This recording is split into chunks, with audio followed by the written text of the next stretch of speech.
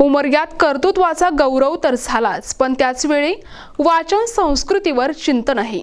बातमी आहे धाराशिव जिल्ह्यातून।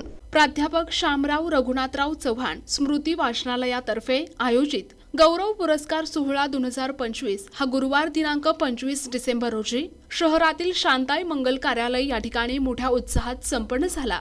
या सोहळ्याचे हे सलग 7वे वर्ष असून समाजसेवा, शिक्षण, साहित्य, कला, क्रीडा, पत्रकारिता, सहकार, उद्योग आणि सामाजिक क्षेत्रात उल्लेखनीय योगदान देणाऱ्या मान्यवरांचा सन्मान करण्यात आला। कार्यक्रमाच्या अध्यक्षस्थानी लेखक, कवी, अर्थतज्ञ आणि डाव्या पुरोगामी चळवळीतील ज्येष्ठ नेते कॉम्रेड अजित अभ्यंकर होते, तर दीप प्रज्वलन आमदार प्रवीण स्वामी यांच्या हस्ते पार पडले।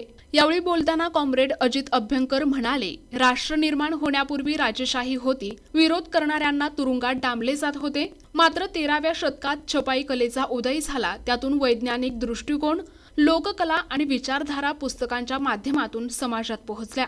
यातूनच वैचारिक क्रांती घडली आणि लोकांचे राज्य म्हणजेच लोकशाही निर्माण झाली। वाचन संस्कृती ही राष्ट्र निर्मितीचा पाया आहे, मात्र आज वाचनाची जागा फॉरवर्ड संस्कृती घेत असल्याची खंतही अभ्यंकर यांनी व्यक्त केली।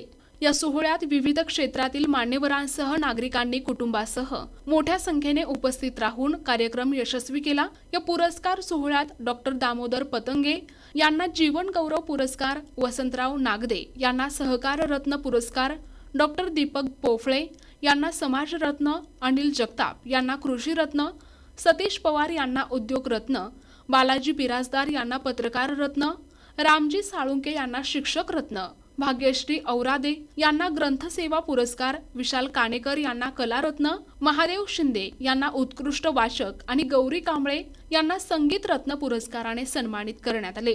कार्यक्रमास विविध क्षेत्रातील मान्यवरांची प्रमुख उपस्थिती होती। उद्धव बाळासाहेब ठाकरे गट, शिवसेनेचे बाबा पाटील, माजी नगराध्यक्ष रजाक अत्तार, सुनीता चावला रेणके, प्रकाश आष्टे, दिलीप भालेराव, हरीश डावरे, केशव सरवदे आणि इतर मान्यवर व्यासपीठावर उपस्थित होते।